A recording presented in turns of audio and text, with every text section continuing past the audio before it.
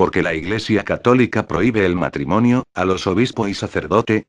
Si en las Santas Escrituras le he permitido, y no es que lo digo yo, es que lo afirma la Biblia, y le voy a mostrar la prueba necesaria, para que puedan saber, que la Iglesia Católica, es una iglesia descarriada, y apartada de todos principio bíblico. Vamos que juzguen usted mismo, en 1 de Timoteo, capítulo 3 versículo 1, dice.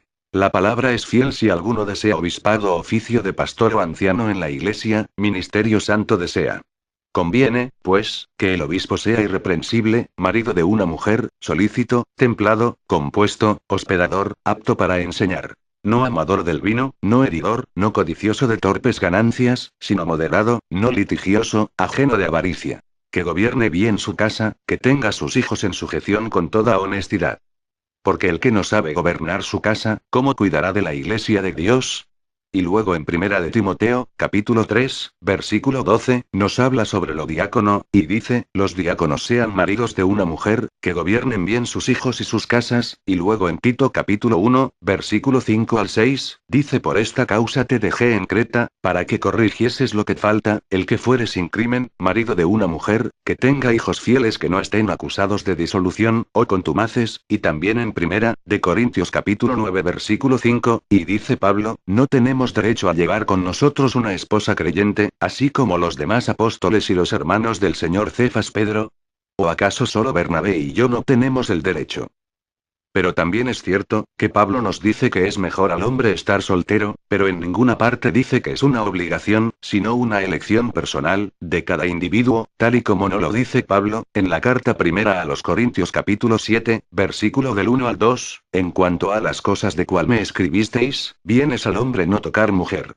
2 Mas a causa de las fornicaciones, cada uno tenga su mujer, y cada una tenga su. Ahora leemos en el capítulo, versículo 6 al 9, y presten atención al versículo 6, mas esto digo por permisión, no por mandamiento, y quisiera más bien que todos los hombres, fuesen como yo, empero cada uno tiene su propio don de Dios. Uno a la verdad sí, y otro así, digo pues a los solteros y a las viudas, que bueno les es si se quedaren como yo, y si no tienen don de continencia, cásense. Que mejor es casarse que quemarse, claramente queda mediante la escritura, que no es una obligación, optar por el celibato, de hecho la misma palabra de Dios, condena esta imposición, nos lo dice en Timoteo capítulo 4, versículo del 1 al 3, dice pero el Espíritu dice manifiestamente, que en los postreros tiempos algunos apostatarán de la fe, escuchando a espíritus de error y a doctrinas de demonios. Que con hipocresía hablarán mentira, teniendo cauterizada la conciencia, prohibirán casarse. En conclusión, el celibato debería ser una elección personal del sacerdote o del obispo, y no una obligación para cualquier hermano que quisiera optar por este servicio. La Iglesia Católica es y seguirá siendo la madre de toda la ramera de la tierra, porque no obra según la voluntad de Dios.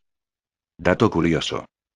Hasta los principios de la Edad Media, los curas podían casarse, algunas leyes empezaron a exigir el celibato sacerdotal, entre diócesis de rito latino, en el siglo IV, se hizo manifiesto en el concilio de Elvira. Reiterándose en el concilio de Letrán, en 1123, aunque dicha regulación no fue seguida de manera estricta, hasta el concilio de Trento 1545 al 1563, se estableció de manera definitiva, el celibato sacerdotal, obligatorio tal como se lo conoce en la actualidad, en respuesta a la reforma protestante que permitía, e incluso promovía, el matrimonio de los sacerdotes, al tiempo que suprimía las órdenes religiosas y sus votos. De esta manera cualquier riqueza, que poseían los sacerdote y obispo, pasarían automáticamente a la Iglesia Católica, cuando a éste le llegara la muerte. Ay de ti Babilonia, la grande madre de las rameras, y de las abominaciones de la tierra, porque en una hora vendrá tu juicio.